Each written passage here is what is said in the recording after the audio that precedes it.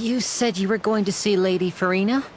Well, it seems Lady Farina has come to see you. You see. Then, as the god of justice, I shall face this traveler in another kind of duel. A duel in court!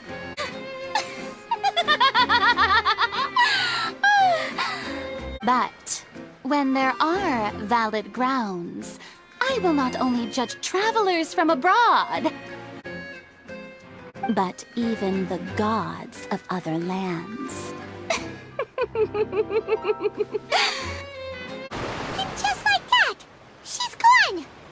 Well, that's the most unpredictable Archon Paimon's ever seen. We never even had a chance to ask her anything.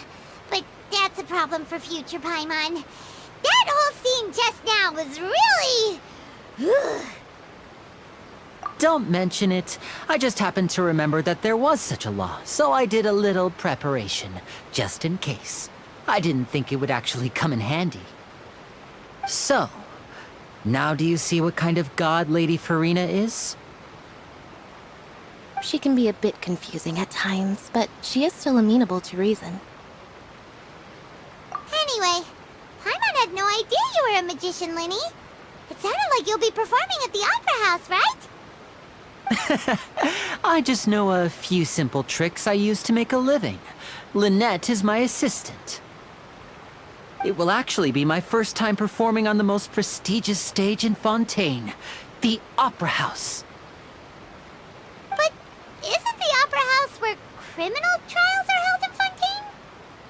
When there are no public trials being held, the Opera House hosts a variety of other performances. To the people of Fontaine, the line between a trial and a performance can be a little blurred.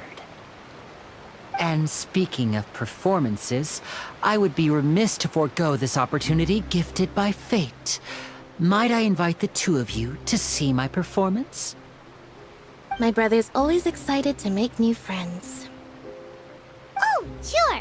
We don't really have anything to do now, and we wanted to go to the Opera House anyway. Splendid. In that case, why don't we go together? I'll show you the way. I just have something to take care of first. Oh, you really mean it? Then I'll take you up on your offer. This is a magical item known as a magic pocket. Perhaps you can help me distribute them to the people here. Huh? What are they going to use it for? About that... You asked me before about the prophecy, right? Let me start by telling you a little more about what it entails.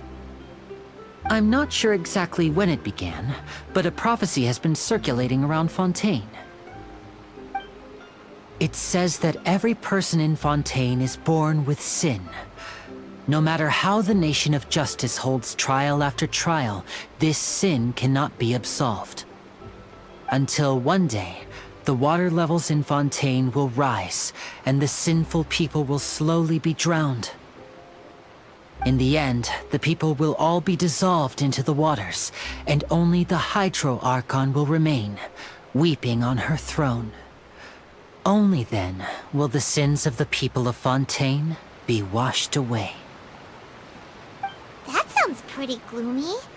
Why are people in Fontaine born with sin? What is that supposed to mean? There are lots of guesses. Some say that the ancestors of Fontaine stole the power of the seas and stirred its wrath. Others say that the people of Fontaine never heeded the first Hydro Archon's warnings and offended Celestia. But here in Fontaine, evidence is what matters. There hasn't been concrete evidence for any of these claims, so they can only be regarded as conjecture.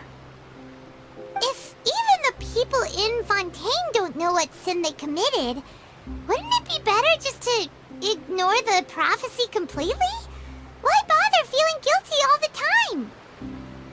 That's exactly what the people did at first. But in the last few years, the water levels in Fontaine have actually started rising.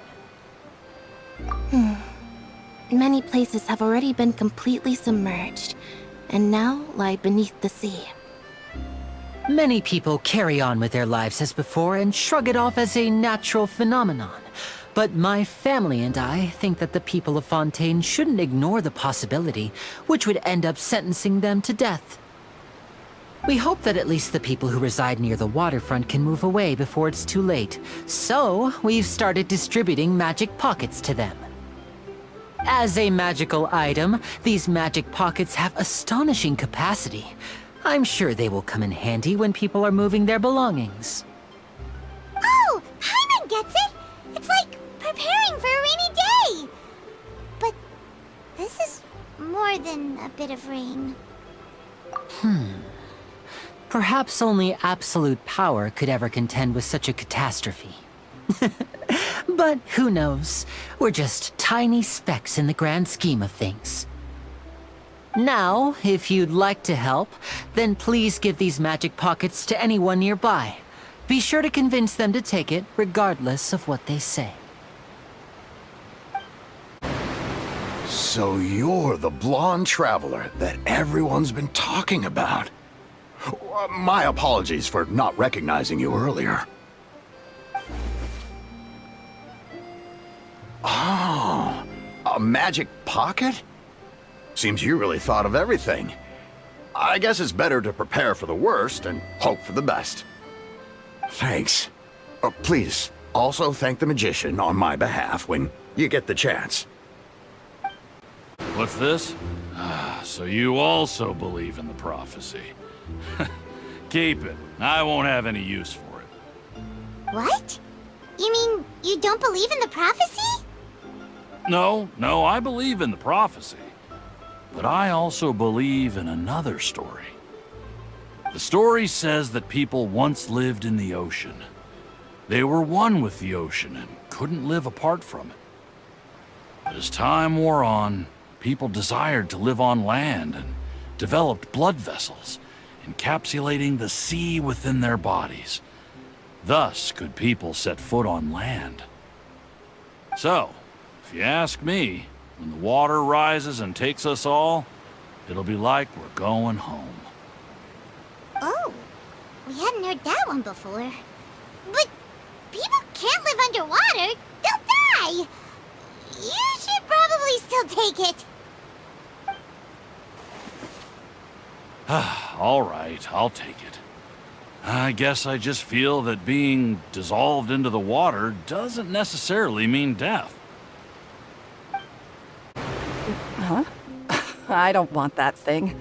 Way I see it, if the prophecy's true, it's still gonna be a long time before the water can cover everything. Life is all about living in the moment. What use is there in worrying about the future all the time? We'll cross that bridge when we get to it. You should still take it. You never know when it'll come in handy. Oh, all right, fine. Thanks. It's just that if I start moving, that means I've already given up on the life I have now. I'd really rather not. Oh? You already handed out all of the magic pockets? That was fast. So, what did people have to say? I bet you heard some, interesting opinions. Yes, but that will change once disaster strikes. I know they'll change their minds, so it's only right to help them prepare. Is there anything else you need to do before we leave? Yes, one last thing. I have the magic pockets made by a workshop in the court of Fontaine.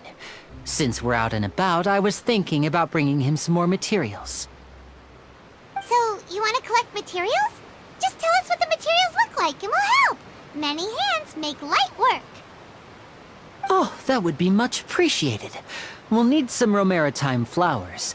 I remember seeing them near the waterfront on the east side of the harbor. You made quick work of that. I can tell you're an experienced traveler. I've also finished collecting a few here. Maybe next time you'll feel like helping too, Lynette. No way. I'm in power-saving mode today. Otherwise, I fear I may not have any energy left for the performance at the Opera House. Fine. Though the performance is still a long way off. Now that we're finished here, we should get ready to head back to the court of Fontaine. So, we're going to the court of Fontaine before we head to the Opera House? Good. Paimon wants a tour of Fontaine's largest city and try...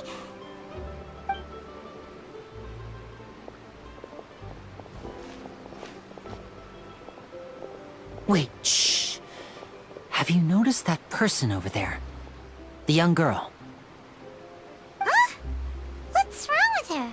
Paimon didn't notice anything. She's obviously a thief. Magicians and thieves practice similar methods. We divert attention, and a distracted audience is one that won't discover what you're really doing. Watch her movements carefully.